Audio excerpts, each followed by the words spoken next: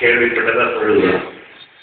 அப்பொழுது ஒரு கவிதை என்னுடைய நண்பர் எங்க ஊர் தேவைப்பட்ட அந்த கவிஞர் ஒருத்தர், புற்றுநோய் உனக்கு புரிந்த செயலியாகவும் பற்று தமிழ் மீது பலகாலம் வைத்ததாலோ என்று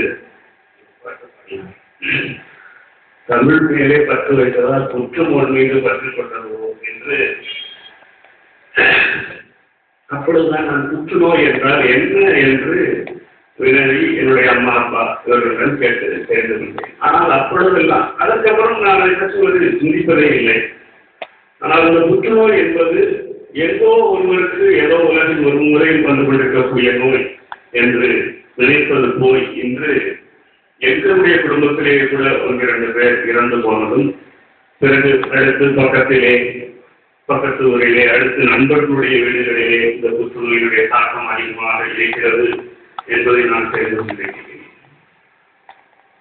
நம்ம அனைவருக்குமே ஒரு சிந்தனை ஒன்று, நமக்கு ஒன்றுமே வராது அப்படி ஒரு சிந்தனை நமக்கு, அது நல்ல நம்பிக்கை தான். ஆனால் ஒரு வயது ஆகும் பொழுது அந்த நாம் அடிப்படையான ஒரு செக்கப், அதாவது வருடத்திற்கு ஒரு முறை நம்முடைய மருத்துவ பரிசோதனை செய்து கொண்டு, குறிப்பாக தாய்மார்கள் பெண்கள் ஒரு 35 வயது 40 வயது கடக்கும் பொழுது அவர்கள் தங்களுடைய ஒரு இயர்லி செக்கப் செய்து கொள்வது ஒரு மிக முக்கியமான ஒரு காரியமாகும்.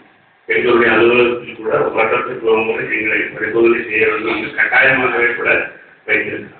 ஏனென்றால் நம்முடைய இன்றைய வாழ்க்கை முறை என்பது பழைய வாழ்க்கை முறையிலிருந்து நாம் மிகவும் மாறி வந்துவிட்டோம். நம்முடைய சூழ்நிலை, நம்மை சுற்றி இருக்கக்கூடிய காற்று நீர் மாசுபட்டு விட்டது, அதிகமாக மாசுபட்டுக் கொண்டிருக்கிறது. இந்த சூழ்நிலையில் நமக்கு விழிப்புணர்வு என்பது மிகவும் தேவை. நமக்கு வராது எதுவும் என்று ஒரு பெரிய பொய்யான நம்பிக்கை நமக்கு வேண்டாம். நாம் பரிசோதனை செய்து கொண்டு நமக்கு ஒன்றும் இல்லை என்று தெரிந்து கொள்வது நல்லது. அதை முதலில் நாம் எல்லோரும் தெரிந்து கொள்ள வேண்டும். வருடத்திற்கு ஒரு முறை உங்களுக்கு ஒரு சின்ன சிக்கல், அது பெண்களுக்கு மிக முக்கியமாக இது வேண்டிய ஒரு விஷயம். அது ஐயா சார் சொன்னாங்க, டாக்டர் சொன்னாங்க, வெட்கப்பட வேண்டிய ஒரு விஷயமே இல்லை. இது ஒரு உடல் என்பது அது ஒரு இயந்திரம் போலத்தான்.